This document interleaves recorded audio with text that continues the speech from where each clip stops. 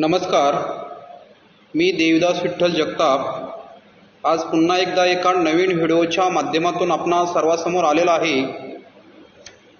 प्रथमतः आपल्या यूट्यूब चॅनलमध्ये मी सर्वांचे सहर्ष स्वागत करतो.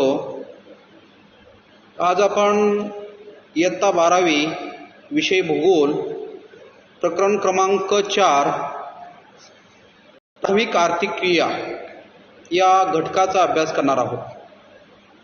याच्या अगोदरच्या व्हिडिओच्या माध्यमातून आपण पहिल्या व्हिडिओमध्ये प्राथमिक आर्थिक क्रियामधील शिकार व फळे व कंदमुळे गोळा करणे, दुसऱ्या व्हिडिओच्या माध्यमातून आपण लाकूड तोड, मासेमारी या आर्थिक क्रियांचा अभ्यास केलेला होता.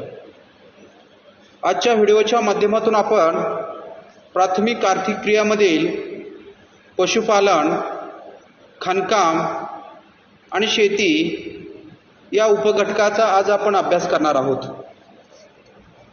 याच्यामधील पहिला घटक जो आहे पशुपालन आणि व्हिडिओमधील पहिला जो घटक आहे प्राथमिक आर्थिक क्रियामधील 5वा घटक आणि व्हिडिओमधील पहिला घटक पशुपालन.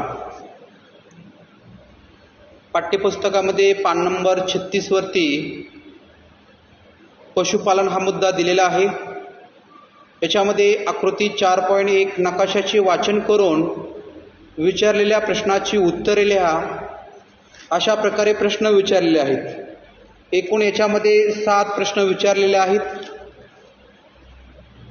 त्या सर्व प्रश्नाची उत्तरे आपल्याला नकाशाचा अभ्यास करून नकाशाचे निरीक्षण करून द्यावायचे आहेत. याच्यामध्ये पहिला प्रश्न आहे पशुपालन आणि गवताळ कुरणे यांचा सहसंबंध सांगा. सुरुवातीला नकाशा पहा तुम्ही. नकाशामध्ये सूची दिलेली आहे. त्याच्यामध्ये पशुपालनाचा देखील भाग दिलेला आहे की पशुपालन जगाच्या कोणत्या खंडामध्ये, कोणत्या बाजू, कोणत्या दिशेमध्ये विस्तारले आहेत ते देखील वेगळ्या रंगाच्या सहाय्याने, शेडिंगच्या सहाय्याने दाखवण्याचा प्रयत्न केलेला आहे. या नकाशाचा अभ्यास करून निरीक्षण करून आपल्याला प्रश्नाचे उत्तर द्यावायचे आहेत. या ठिकाणी पुन्हा एकदा प्रश्न वाचतो मी की पशुपालन आणि गवताळ कुरणे यांचा सहसंबंध सांगा. या प्रश्नाचं उत्तर सांगत असताना जगात ज्या प्रदेशात समशीतोष्ण कटिबंधीय गवताळ प्रदेश आहेत, जेथे पशुपालन व्यवसायाचा विकास झालेला आहे किंवा विकास झालेला दिसतो, आल्हाददायक हवामान, सकस लुसलुशीत मऊ गवताळ प्रदेश किंवा कुरणे पशुखाद्य पुरवतात, त्या प्रदेशामध्ये पशुपालन हे विकसित होत असते. अशा प्रकारे आपण पशुपालन आणि गवताळ कुरणे यांचा सहसंबंध थोडक्यात या ठिकाणी सांगू शकतो. पुढचा दुसरा प्रश्न आहे पशुपालन व्यवसायाचा विकास सर्वात कमी कोणत्या खंडात आढळतो. पुन्हा एकदा प्रश्न वाचतो की पशुपालन व्यवसायाचा विकास सर्वात कमी कोणत्या खंडामध्ये आढळतो. जर तुम्ही नकाशाचं निरीक्षण केलं तर त्यावरून तुमच्या लक्षात येईल की कोणत्या खंडामध्ये पशुपालन व्यवसायाचा विकास अतिशय कमी आहे. तर प्रामुख्याने आपल्याला हा जो काही आफ्रिका खंड दिसतोय या आफ्रिका खंडामध्ये पशुपालनाचा विकास हा फारच कमी प्रमाणामध्ये झालेला दिसून येतोय. म्हणजे या दुसऱ्या प्रश्नाचं उत्तर या ठिकाणी आपल्याला मिळालेलं आहे की पशुपालन व्यवसायाचा विकास सर्वात कमी आफ्रिका खंडात दिसून येतो. नंतरचा तिसरा प्रश्न आहे पुढचा, जगातील कोणत्या प्रदेशामध्ये पशुपालन आणि शेती एकत्रित होताना दिसते. याही प्रश्नाचं उत्तर आपण नकाशाच्या आधारे सहजपणे देऊ शकतो. या प्रश्नाचं उत्तर देत असताना प्रामुख्याने उत्तर अमेरिका, युरोप आणि आशिया खंड या प्रदेशामध्ये पशुपालन आणि शेती एकत्रित होताना दिसते. अशा प्रकारे आपण तिसऱ्या देखील प्रश्नाचं उत्तर व्यवस्थितपणे देण्याचा प्रयत्न केलेला आहे. याच्यानंतर पुढचा चौथा प्रश्न आहे कोणत्या अक्षवृत्तादरम्यान पशुपालन होताना दिसत आहे. पुन्हा एकदा प्रश्न वाचतो मी, कोणत्या अक्षवृत्तादरम्यान पशुपालन होताना दिसत आहे. या प्रश्नाचे उत्तर देखील आपण नकाशाचं निरीक्षण करून अभ्यास करून सहजपणे देऊ शकतो. तर या प्रश्नाचं उत्तर सांगत असताना पशुपालन हे प्रामुख्याने 30° ते 60°, उदाहरणार्थ 30° ते 60° हा जो पट्टा आहे उत्तर आणि दक्षिण याच्या दरम्यान हा विकास होताना आपल्याला दिसून येतोय. नंतरचा पुढचा प्रश्न आहे 5वा प्रश्न. 30° व उत्तर ते 30° दक्षिण या अक्षवृत्तादरम्यान कोणत्या पट्ट्यात पशुपालन विकसित झालेले दिसत नाही, यामागचे कारण काय असावे? या प्रश्नाचे उत्तर देखील आपण नकाशाचा अभ्यास किंवा निरीक्षण करून देऊ शकतो. तर उष्णकटिबंधीय प्रदेशात पशुपालन विकसित झालेले दिसत नाही. विषुववृत्तीय प्रदेशात अति दाट वनाचा प्रदेश, जास्त उष्णता आणि जास्त पर्जन्यमान यामुळे या पट्ट्यात पशुपालन व्यवसाय विकसित झालेला नाही. त्याचप्रमाणे उष्णकटिबंधीय प्रदेशातील खंडाच्या पूर्व भागात, विशेषतः आफ्रिका खंडाच्या वाळवंटी प्रदेशात पशुपालन व्यवसाय दिसत नाही. जास्त तापमान आणि कमी पर्जन्यमान, गवताळ कुरणे यांचा अभाव ही यामागील कारणे असू शकतात किंवा आहेत. अशा प्रकारे आपण जो 5वा प्रश्न आहे 30° व उत्तर ते 30° दक्षिण या अक्षवृत्तादरम्यान कोणत्या पट्ट्यात पशुपालन विकसित झालेले दिसत नाही, यामागचे कारण काय असावे याचं उत्तर आपण पाहण्याचा प्रयत्न केलेला आहे. पुढचा प्रश्न आहे 6वा. ऑस्ट्रेलिया खंडाच्या पूर्व भागात पशुपालन केंद्रित होण्याचे कारण काय असावे? याही प्रश्नाचे उत्तर आपण नकाशा पाहिल्यानंतर देऊ शकतो की ऑस्ट्रेलिया खंडाचा पूर्व भाग, आता पूर्व भाग कोणता आहे? हा भाग पूर्व आहे. हा समशीतोष्ण कटिबंधीय क्षेत्रातील भाग असून येथे गवताळ कुरणाची उपलब्धता व पोषक हवामान या कारणामुळे पशुपालन केंद्रित झालेले आहे. अशा प्रकारे आपण 6व्या प्रश्नाचं उत्तर देऊ शकतो. नंतरचा पुढचा आणि शेवटचा प्रश्न आहे खंडांतर्गत शुष्क हवामानाच्या प्रदेशात पशुपालन व्यवसाय जास्त प्रमाणात का विकसित झाला आहे? या प्रश्नाचं उत्तर देखील आपण नकाशाचं निरीक्षण करून अभ्यास करून देऊ शकतो.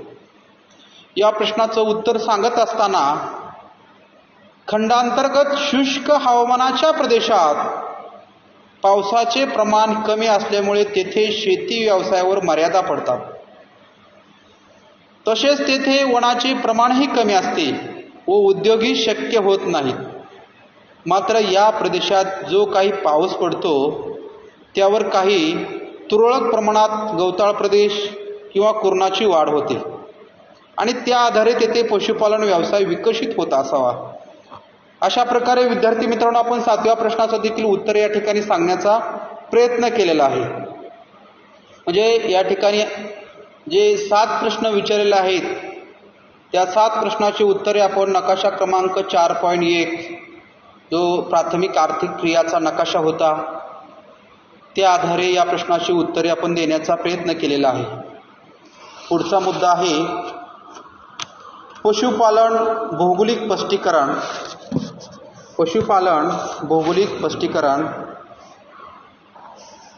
भौगोलिक स्पष्टीकरण सांगत असताना शेती आणि मासेमारी व्यवसायाप्रमाणेच पशुपालन हा देखील बहुतांशी सर्व जगभर चालणारा एक महत्त्वाचा प्राथमिक व्यवसाय आहे.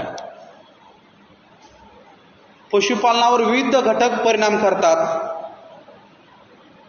प्रामुख्याने हवामान आहे, गवताळ कुरणाची उपलब्धता आहे, पशुधनाची उपलब्धता किंवा वैविध्य, बाजारपेठ, यांत्रिकीकरण, वाहतूक सेवा सुविधा असे अनेक घटक ते पशुपालनावरती परिणाम करतात. मग काही घटकाचा सकारात्मक परिणाम होतो तर काही घटकाचा नकारात्मक परिणाम त्या ठिकाणी दिसून येतोय.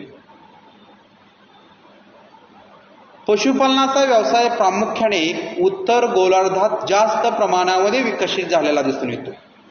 मात्र त्याच तुलनेमध्ये जर दक्षिण गोलार्धामध्ये पाहिलं तर दक्षिण गोलार्धामध्ये कमी विकास झालेला आपल्याला दिसून येतो. पशुपालन हा व्यवसाय प्रामुख्याने 30° विषुववृत्तापासून 30° ते 60° उत्तर आणि 30° ते 55° दक्षिण या पट्ट्यामध्ये विकसित झालेला दिसून येतो.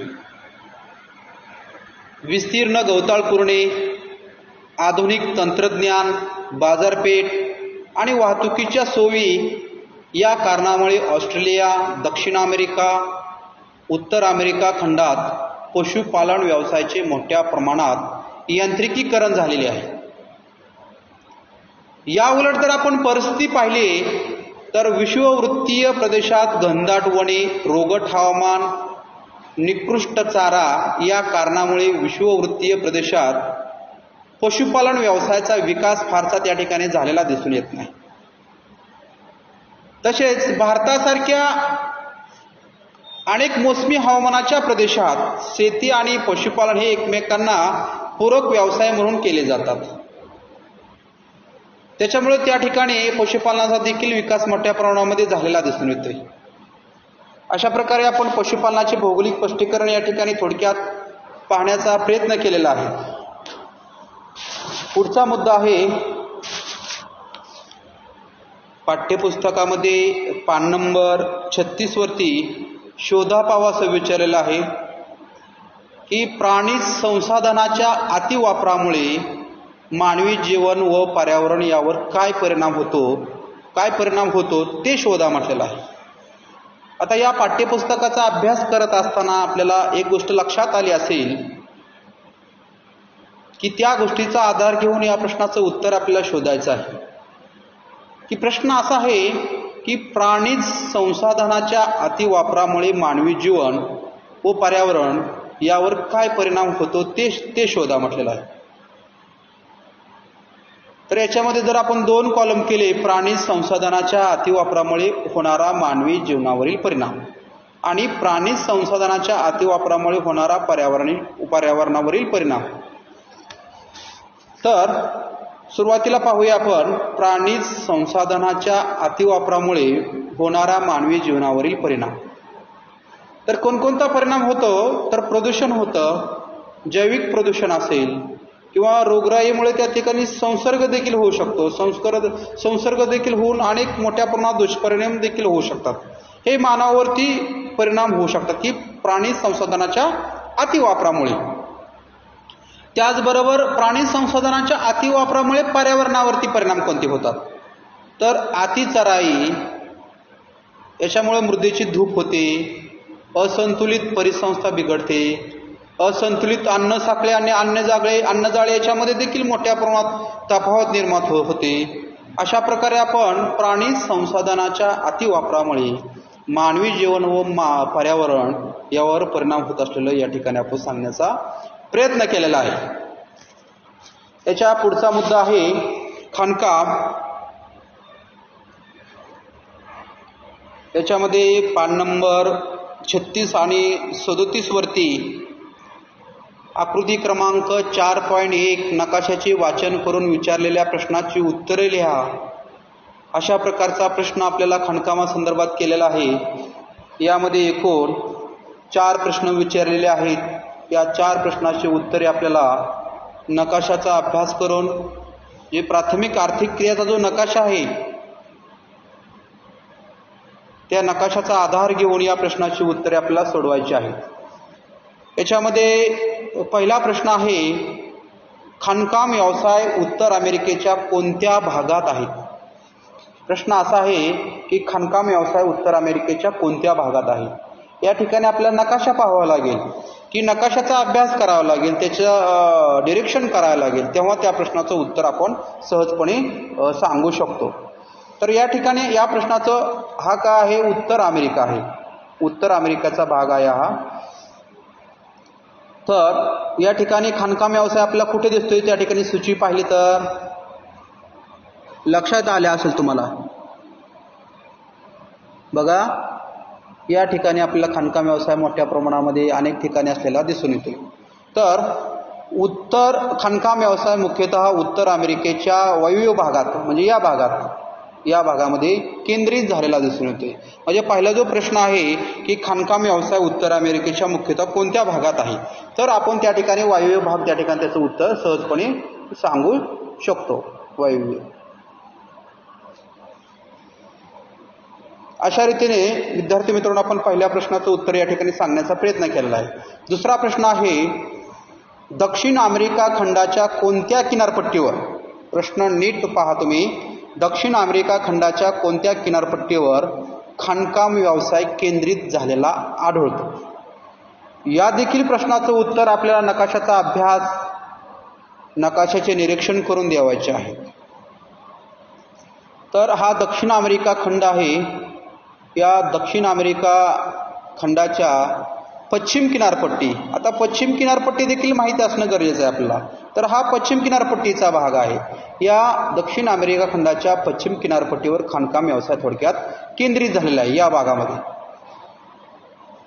पुढचा प्रश्न आहे तिसरा, इतर सर्व प्राथमिक व्यवसायाशी तुलना करता खाणकामाचा विस्तार अक्षवृत्तांशी निगडीत वाटतो का, प्रश्नचिन्ह. जो अशा प्रकारचा जो प्रश्न विचारलेला आहे त्या प्रश्नाचं उत्तर देखील आपण नकाशाच्या आधारे द्यावायचं आहे. या प्रश्नाचं उत्तर सांगत असताना इतर सर्व प्राथमिक व्यवसायाशी तुलना करता खाणकाम व्यवसाय हा एकमेव प्राथमिक व्यवसाय अक्षवृत्त किंवा त्यामुळे निर्माण होणाऱ्या हवामान पट्ट्याशी निगडीत नाही. याचे कारण खाणकाम व्यवसायाचा संबंध अक्षवृत्त किंवा हवामान पट्ट्याशी नसून तो भूगर्भाशी आहे.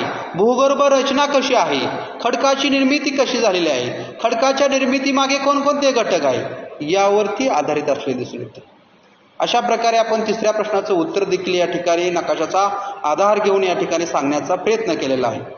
नंतरचा पुढचा चौथा प्रश्न आहे, खाणकाम व्यवसायाचे जगातील केंद्रीकरण पाहता तुम्ही त्यांचा संबंध देशाच्या आर्थिक विकासाशी लावू शकता का.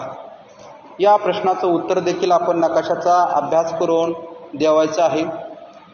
या प्रश्नाचं उत्तर सांगत असताना खाणकाम व्यवसायाचे जगातील केंद्रीकरण आणि विकास याचा त्या क्षेत्रातील देशाच्या आर्थिक विकासाशी थेट संबंध आहे. ज्या देशामध्ये विपुल प्रकारचे वैविध्यपूर्ण आणि खूप जास्त प्रमाणामध्ये खनिज संपत्ती उपलब्ध आहे असे देश आर्थिकदृष्ट्या जास्त प्रगत झालेले आढळतात. जर याचं उदाहरण पाहायचं असेल तर उत्तर अमेरिका आहे. उत्तर अमेरिका खंडातील संयुक्त संस्थाने आहे, कॅनडा आहे, सर्व युरोपीय देश असतील, चीन आहे, जपान आहे, ऑस्ट्रेलिया आहे. या सर्व भागामध्ये खाणकामाचा मोठ्या प्रमाणामध्ये विकास झालेला आपणास दिसून येतोय. अशा रीतीने आपण खाणकामा संदर्भातील या चारही प्रश्नाची उत्तरे या ठिकाणी नकाशाचा आधार घेऊन सांगण्याचा या ठिकाणी प्रयत्न केलेला आहे. पुढचा मुद्दा आहे खाणकाम भौगोलिक स्पष्टीकरण. आता फार प्राचीन काळापासून मानव खाणकाम हा व्यवसाय करीत आला आहे. विविध हत्यारे, अवजारे, दागिने, भांडी आणि औषधे तयार करण्यासाठी विविध खनिजाचा वापर केला जातो. खाणकाम व्यवसायामुळे विविध खनिजे उपलब्ध होतात आणि या खनिजांशी संबंधित उद्योगधंद्याचा विकास होतो.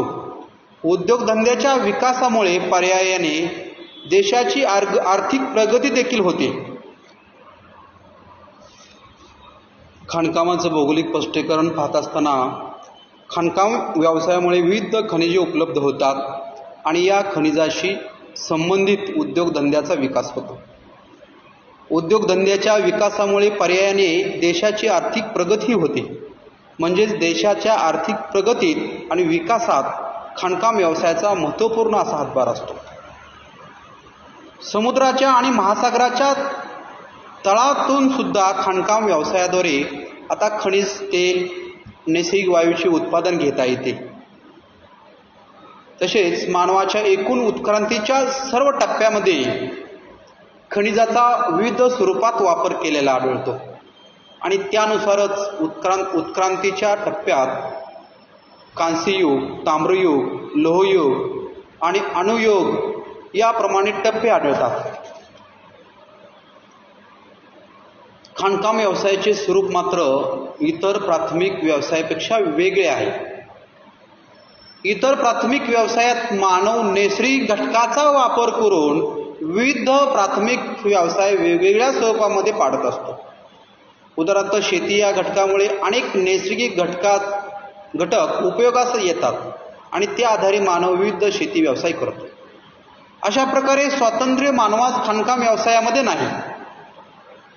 खाणकाम व्यवसाय हा पूर्णतः उपलब्ध खनिजावरती अवलंबून असतो आणि मानव त्या खनिजाची प्रत्यक्ष निर्मिती करू शकत नाही. खाणकाम व्यवसायावर देखील अनेक परिणाम करणारे घटक आहेत. उदाहरणार्थ भूगर्भ रचना, याही घटकाचा परिणाम खाणकाम व्यवसायावरती होत असतो. खनिजाचे मूल्य आहे, हवामान, भांडवल, तंत्रज्ञान, यांत्रिकीकरण, कुशल मनुष्यबळ, वाहतूक सुविधा. खाणकाम व्यवसायात लुटीचे उद्योग असेही म्हटले जाते. खाणकाम व्यवसायामुळे प्रदूषण ही देखील एक समस्या निर्माण झालेली आहे. अशा प्रकारे खाणकाम व्यवसायावर देखील परिणाम करणारे काही घटक आहेत. त्या घटकाचा देखील आज आपण अभ्यास केलेला आहे. थोडक्यात अशा रीतीने खाणकामाचे भौगोलिक स्पष्टीकरण या ठिकाणी पाहण्याचा प्रयत्न केलेला आहे. पुढचा मुद्दा आहे शोधा पाहू. या ठिकाणी पाठ्यपुस्तकामध्ये पान नंबर 37 वरती शोधा पाहू असा प्रश्न विचारलेला आहे की खाणकाम व्यवसायामुळे वायू, जल, भूमी आणि ध्वनी प्रदूषण मोठ्या प्रमाणात होते. तुम्ही याचे प्रत्येकी एक एक उदाहरण शोधा. अशा प्रकारे प्रश्न इथं विचारण्याचा प्रयत्न केलेला आहे. याही प्रश्नाचे उत्तर आपण पाठ्यपुस्तकाचा अभ्यास करून, निरीक्षण करून, नकाशाची माहिती घेऊन द्यायची आहे. या प्रश्नाचं उत्तर देत असताना दगडाच्या खाणीमुळे तसेच खुल्या खाणकाम क्षेत्रामुळे हवेचे प्रदूषण होते. कारण खाणकामाच्या क्रियेत हवेतील धुळीचे प्रमाण प्रचंड वाढत असते. काही खाणकामामुळे विशेषतः रासायनिक द्रव्य मिळवण्याच्या प्रक्रियेत जलप्रदूषण फार मोठ्या प्रमाणात होते. नैसर्गिक वायू मिळवण्याच्या प्रक्रियेत अशाच प्रकारे वायू प्रदूषण देखील होत असताना आपणास दिसते. खाणकामाच्या प्रक्रियेत अनावश्यक रॅबिट मोकळ्या जमिनीवर फेकल्यामुळे भूप्रदूषण देखील होते. खाणकामामुळे काही वेळेस अजस्त्र यंत्रे वापरली जातात. त्याच्या आवाजामुळे देखील ध्वनी प्रदूषण आपल्याला होताना दिसते. अशा प्रकारे खाणकाम व्यवसायामुळे वायू, जल, भूमी, ध्वनी प्रदूषण हे होताना या ठिकाणी दिसते. याचं उदाहरण देखील आपण इथं पाहण्याचा प्रयत्न केलेला आहे. पुढचा मुद्दा आहे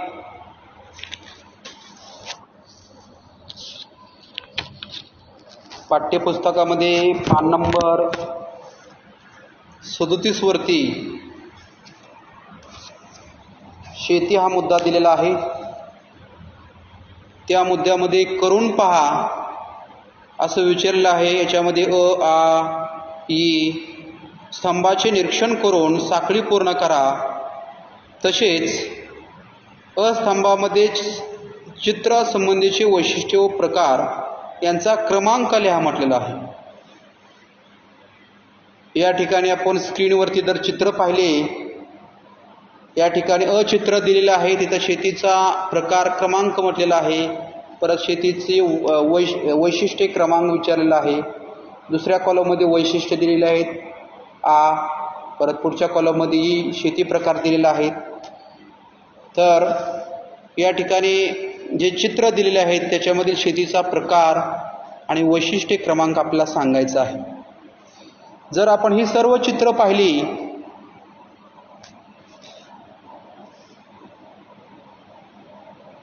त्याचबरोबर चित्राची वैशिष्ट्ये पाहिली आणि शेतीचा प्रकार पाहिला तर आपण त्याच्यामधील संदर्भ सांगू शकतो की हे चित्र कोणत्या शेती प्रकाराचं आहे, हे जे काही वैशिष्ट्य आहेत ती कोणत्या शेती प्रकाराची वैशिष्ट्ये आहेत, हा जो शेतीचा प्रकार आहे तो कोणत्या शेती प्रकाराचा प्रकार आहे, हे आपण या चित्राच्या माध्यमातून सांगू शकतो.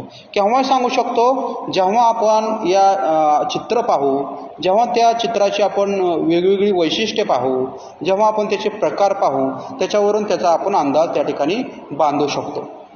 आता या ठिकाणी तुम्ही चित्र पाहिलेले आहेत. याच्यामध्ये पहिलं जे चित्र दिलेलं आहे तो शेतीचा प्रकार कोणता असावा, तो शेती प्रकार त्याचा क्रमांक किती आहे? तर याच्यामध्ये या शेती प्रकाराचा पहिल्याचा क्रमांक आहे ऊ. त्याचा प्रकार आहे ऊ उकळीचा, म्हणजे फळे, फुले, औषधी वनस्पती हा प्रकार आहे 1 नंबरला. फळे, फुले, औषधी वनस्पती, शोभेची झाडे इत्यादी उत्पादने व्यापारी उद्देशाने घेतली जातात. त्याचं वैशिष्ट्य आहे मनुष्यबळाचा व आधुनिक तंत्रज्ञानाचा वापर, त्याचबरोबर उष्णकटिबंधीय आणि भूमध्य सागरीय व समशीतोष्ण कटिबंधीय हवामानाचा प्रदेशात ही त्याची वैशिष्ट्ये आहेत. ही त्याची काय आहेत? वैशिष्ट्ये आहेत. या ठिकाणी शेती प्रकारामध्ये काय सांगू शकतो?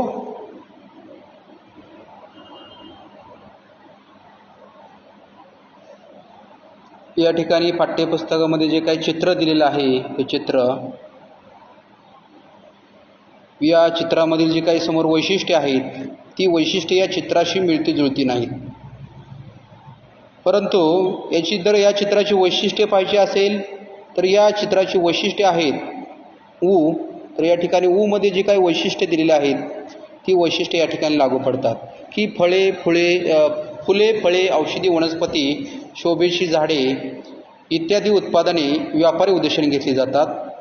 मनुष्यबळाचा व आधुनिक तंत्रज्ञानाचा वापर केला जातो आणि उष्णकटिबंधीय, भूमध्य सागरीय, समशीतोष्ण कटिबंधीय हवामानाचा प्रदेश, अशा प्रकारे त्याचे वैशिष्ट्ये आहेत. आणि शेतीचा प्रकार या ठिकाणी कोणता असेल तर ख शेतीचा प्रकार आहे. ख थोडक्यात या ठिकाणी ख जो शेतीचा प्रकार आहे, उदाहरणार्थ उद्यान शेती.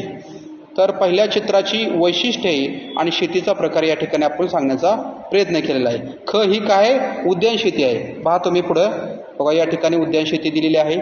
तो उद्यान शेती जो प्रकार आहे तो पहिल्या चित्राचा आहे. याच्यानंतर दुसरं चित्र पहा तुम्ही. दुसरं जर चित्र पाहिलं तर दुसऱ्या जो शेतीचा प्रकार आहे आणि त्याची वैशिष्ट्ये आहे ते आपण पाहण्याचा प्रयत्न करूया. तर याच्यामध्ये आकृतीमध्ये या ठिकाणी हा शेतीचा एक प्रकार आहे, त्याची वैशिष्ट्ये आणि त्याचा प्रकार कोणता हे आपल्या चित्राच्या माध्यमातून, इतर चित्राच्या माध्यमातून पाहायचं आहे. तर या प्रश्नाचं उत्तर दुसऱ्या आकृतीचे वैशिष्ट्य आहे हे आहेत ऊ मधील हे वैशिष्ट्य आहेत आणि त्याचा शेतीचा प्रकार आहे मंडई शेती. आता मंडई शेती कुठे आहे? आता हा जो काही प्रकार आहे मंडई शेती, हा मंडई शेती हा या आकृतीचा प्रकार आहे, ह्या चित्राचा तो प्रकार आहे. तर दुसऱ्या चित्राची शेती प्रकार आहे मंडई शेती. त्याची वैशिष्ट्ये अशा प्रकारची आहेत की आधुनिक शेती प्रकार आहे. शहरी भागातील मागणी पूर्ण करण्यासाठी शहरालगत केला जातो. मर्यादित शेती जमिनीतून जास्तीत जास्त उत्पादन भांडवलाचा अधिक वापर केला जातो. मानवी श्रमाबरोबरच शास्त्रीय ज्ञान तंत्रज्ञानाचा वापर केला जातो. तसेच सेंद्रिय व रासायनिक खताचा जलसिंचनाचा मुक्त वापर केला जातो. शहरापासून ट्रॅकद्वारे एका रात्रीच्या प्रवासाइतक्या दूर अंतरापर्यंत या प्रकारची शेती केली जाते. भाजीपाला, फळे, दूध, अंडी, मांस, मासे ह्या सर्व गोष्टी त्या शहरापर्यंत पोहोचवल्या जातात. आणि पुढचं वैशिष्ट्य आहे चित्राशी संबंधित औद्योगिकरण झालेल्या दाट घनतेच्या शहरी भागात उदाहरणार्थ खेडशिवार सासवड येथून पुणे शहरात फुले फळे भाजीपाला यांचा होणारा पुरवठा। अशा रीतीने या शेती प्रकाराची हा शेतीचा प्रकार कोणता आहे? ग थोडक्यात मंडई शेती। थोडक्यात मंडई शेती, मंडई शेतीचा हा प्रकार आहे। आणि याची वैशिष्ट्ये कोणती होती? तर म्हणजे पुढे जी काही चित्रामध्ये ऊची जी काही वैशिष्ट्ये दिलेली आहेत ती वैशिष्ट्ये या आकृतीशी साम्य असतात। पुढचं चित्र आहे, या ठिकाणी पुढचं चित्र दिलेले आहेत। त्या चित्राशी संबंधित वैशिष्ट्ये आणि त्या शेतीचा प्रकार पाहायचा आहे। इतर वैशिष्ट्ये देखील तुम्ही पाहण्याचा प्रयत्न करा। त्या आधारित तुम्ही या प्रश्नाचं उत्तर सहजपणे देऊ शकता। तर हे जे काही तिसरं चित्र आहे, या तिसऱ्या चित्राची वैशिष्ट्ये आपण कशा पद्धतीने देऊ शकतो? तर आची जी काही वैशिष्ट्ये आहेत ती आची वैशिष्ट्ये आपल्या तिसऱ्या आकृतीशी साम्य करतात। त्याचबरोबर जो काही प्रकार आहे, जो प्रकार द दिलेला आहे, विस्तृत व्यापारी धान्य शेती, हा शेतीचा प्रकार या ठिकाणी असलेला आपणास दिसून येतोय। म्हणजे या ठिकाणी द येणार आहे।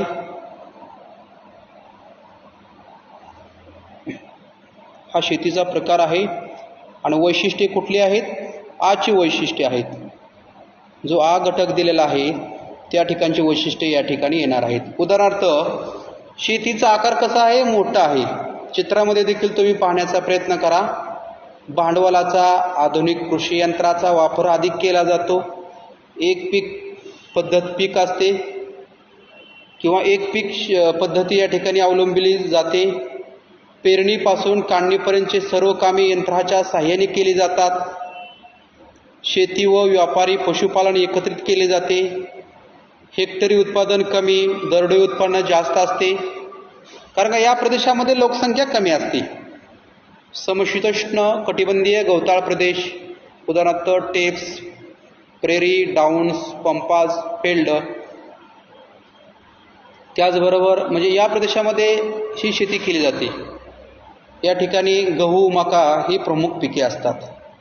अशा पद्धतीने चित्रामध्ये जी काही तिसरी आकृती दिलेली आहे त्या तिसरी आकृतीची आपण आच्या माध्यमातून वैशिष्ट्ये सांगितलेली आहेत। आणि त्याचा शेतीचा प्रकार होता म्हणजे विस्तृत व्यापारी धान्य शेती। आता पुढचं चित्र आहे चौथं। या ठिकाणी चौथं चित्र दिलेलं आहे। त्या चित्राशी देखील आपल्याला वैशिष्ट्ये आणि त्याचा प्रकार पाहायचा आहे की कोणत्या प्रकारची शेती आहे, कोणत्या प्रकारची या शेतीची वैशिष्ट्ये आहेत। तर तुम्ही इतर देखील चित्र पहा। इतर चित्राच्या माध्यमातून जे काही वैशिष्ट्ये दिलेले आहेत त्या वैशिष्ट्याचा आधार घेऊन आपण या चित्राची वैशिष्ट्ये या ठिकाणी सांगू शकता। आता या ठिकाणी पाठ्यपुस्तकामध्ये पान नंबर 38 वरती चित्र दिलेले आहेत। हे चित्राचा हा चौथा प्रकार आहे। चौथा प्रकार, त्या चौथ्या प्रकाराची वैशिष्ट्ये आपल्याला सांगायची आहेत। तर या ठिकाणी पाठ्यपुस्तकामध्ये जे ई आहेत, जो ई शब्द आहे त्या ठिकाणी जी वैशिष्ट्ये दिलेली आहेत ती वैशिष्ट्ये या शेतीला लागू पडतात। त्याचबरोबर हा शेतीचा कोणता प्रकार आहे? तर हा शेतीचा म्हणजे ड प्रकार म्हणजे मळ्याची शेती। तर या शेती क्षेत्राशी संबंधित जे शेतीची वैशिष्ट्ये आहेत ते पाहूया। तर शेतीचा आकार कसा आहे? या ठिकाणी चित्रामध्ये देखील मोठ्या स्वरूपाचा आहे। या प्रकारची शेती करण्यासाठी भांडवलाची खूप मोठ्या प्रमाणामध्ये गरज असते। म्हणजे ही शेती कशी आहे? भांडवलाधिष्ठित शेती आहे। या ठिकाणी देखील एकच पीक पद्धत शेती असते। स्थानिक मजुरामार्फत शेतीची कामे, पिकांची योग्य पद्धतीने प्रक्रिया व प्रतवारी, हेक्टरी उत्पादन कमी मात्र एकूण उत्पादन जास्त, एकदा लागवड केल्यानंतर 10 ते 15 वर्षापर्यंत उत्पादन घेतलं जातं। आता मळ्याच्या शेतीमध्ये कोणकोणत्या पिकाचं उत्पादन घेतलं जातं? तर चहा, कॉफी, रबर, कोको मसाल्याची फळे असतील, मसाल्याचे काही पदार्थ असतील, काजूच्या बागा असतील, या पिकाचं उत्पादन प्रामुख्याने भारतातील केरळमध्ये मसाल्याचे मळे आहेत. कोकणामध्ये काजूचे बागा आहेत. त्याचबरोबर या प्रकारची शेती प्रामुख्याने मलेशिया, भारत, श्रीलंका, कॅरिबियन बेटे, Brazil, Indonesia, Philippines, Thailand, Vietnam या देशातील काही प्रदेशामध्ये केलेली आपणास दिसून येते. अशा प्रकारे आपण चित्र क्रमांक 4चं वैशिष्ट्ये ईच्या माध्यमातून सांगू शकतो आणि प्रकार हा डच्या माध्यमातून म्हणजे मळ्याच्या शेतीच्या माध्यमातून सांगू शकतो. नंतर पाठ्यपुस्तकावरतीच पान नंबर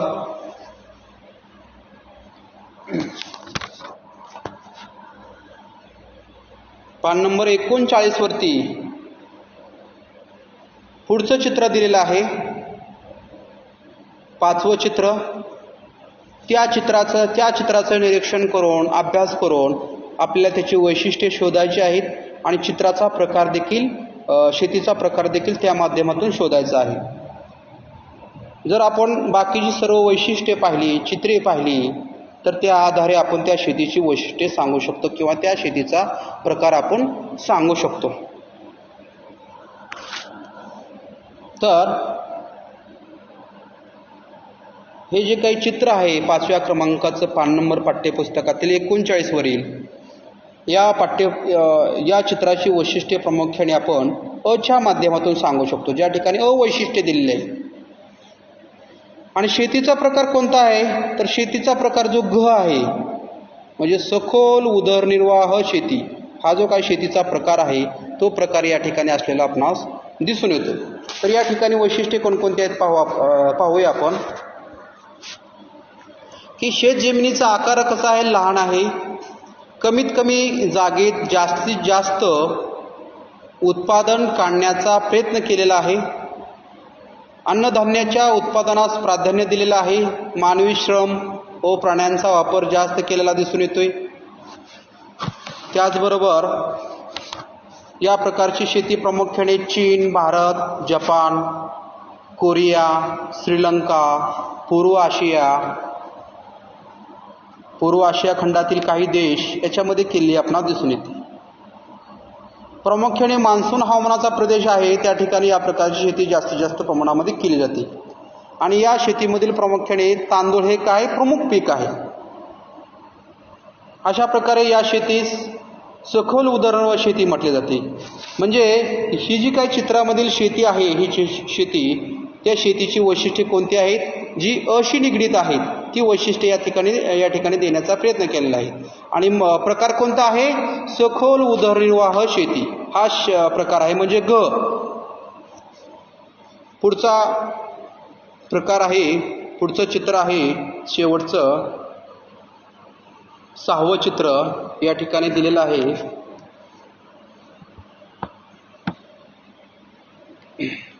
त्या चित्राचा आधार घेऊन त्या चित्राची वैशिष्ट्ये आपल्याला शोधायची आहेत.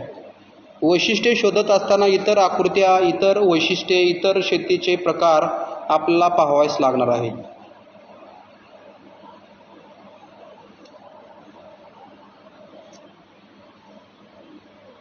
तर या शेती प्रकाराची वैशिष्ट्ये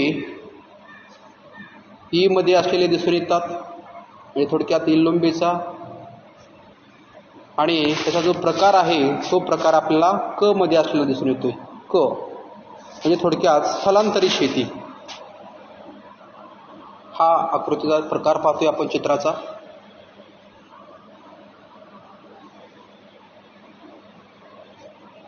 तर शेतीचा आकार कसा आहे, या ठिकाणी लहान असलेला आहे. म्हणजे वैशिष्ट्ये पाहतोय आपण या चित्राची. वनातील दुभांगाची शेतीची निवड केली जाते. वने जाळून जमिनीचा शेतीसाठी वापर केला जातो. उत्पादन या ठिकाणी फारच कमी असते. उत्पादन फक्त 2 ते 3 वर्ष घेतली जातात. त्यानंतर पडीक जमीन सोडून दुसऱ्या जागेची निवड केली जाते. त्याचबरोबर वैशिष्ट्य पुढचं सांगू शकतो की वनसंपदेचा ऱ्हास, मृदेची धूप, त्याचबरोबर विषुववृत्तीय प्रदेशातील वनाखालील जमीन आशिया, आग्नेय आशिया, मध्य व दक्षिण अमेरिका, आफ्रिका इत्यादी देशामध्ये अशा प्रकारची शेती आपणास केलेली दिसून येते. आणि हा जो शेतीचा प्रकार आहे तो क आहे, म्हणजे स्थलांतरित शेती. हा शेतीचा प्रकार आपल्याला असलेला या ठिकाणी दिसून येतो. अशा पद्धतीने आपण सर्व चित्राचे जे काही चित्र दिलेले आहेत शेतीच्या प्रकाराची, त्याची मांडणी या ठिकाणी व्यवस्थितपणे करण्याचा आपण प्रयत्न केलेला आहे. त्या चित्राच्या माध्यमातून त्याची जी वैशिष्ट्ये आहेत, शेतीचा प्रकार आहेत, हे या ठिकाणी सांगण्याचा प्रयत्न केलेला आहे. पुढचा मुद्दा आहे पाठ्यपुस्तकातील 39 पानावरील करून पहा ही वरील चित्र आणि माहितीच्या साहाय्याने शेतीवर परिणाम करणाऱ्या घटकाचे वर्गीकरण प्राकृतिक व मानवी गटामध्ये करा. आता हे जे काही चित्र पाहिलेत आपण, हे सर्व शेतीच्या प्रकाराची, या चित्राच्या माध्यमातून हा प्रश्न विचारलेला आहे. या प्रश्नाचं उत्तर आपण सांगत असताना शेतीवर परिणाम करणारे प्राकृतिक घटक कोणते आहेत, त्याचबरोबर शेतीवर परिणाम करणारे मानवी घटक कोणते आहेत, हे या ठिकाणी सांगण्याचा प्रयत्न करायचा आहे. आता शेतीवर परिणाम करणारे प्राकृतिक घटक कोणते आहेत, तर हवामान, मृदेचा प्रकार, मृदेची सुपीकता, कृषी क्षेत्र व त्याचा आकार, पर्जन्यमान, पाण्याची उपलब्धता किंवा जलसिंचनाच्या सोयी, बियाणे, अशा प्रकारे हे काय शेतीवरती परिणाम करणारे हे प्राकृतिक घटक आहेत. त्याचबरोबर या प्रश्नाच्या अनुषंगाने आपल्याला शेतीवरती परिणाम करणारे मानवी घटक पाहिजे आहे. आता मानवी घटक कोणते आहेत शेतीवरती परिणाम करणारे, तर शेतीचा प्रकार, भांडवल, तंत्रज्ञान, वाहतूक, बाजारपेठ, साठवणूक क्षमता, सरकारी धोरण, लोकसंख्या वितरण, भूमी वितरणाचे हक्क, पीक पद्धत, खते, कीटकनाशके, अशा प्रकारे शेतीवर परिणाम करणारे देखील घटक आहेत. ते घटक या ठिकाणी आपण सांगण्याचा प्रयत्न केलेला आहे. पुढचा मुद्दा आहे शेती भौगोलिक स्पष्टीकरण. शेतीचे थोडक्यात आपल्याला या ठिकाणी भौगोलिक स्पष्टीकरण करायचे आहे की मानवाच्या सर्व प्राथमिक व्यवसायापैकी शेती हा सर्वात महत्त्वाचा प्राथमिक व्यवसाय आहे. हा व्यवसाय जगामध्ये सर्वत्र आढळतो. मानवाची अन्नाची मूळ गरज भागवण्याचे काम शेती व्यवसायावरती अवलंबून असते. शेती व्यवसायावर विविध प्राकृतिक आणि मानवी घटक देखील काय करतात, परिणाम करतात.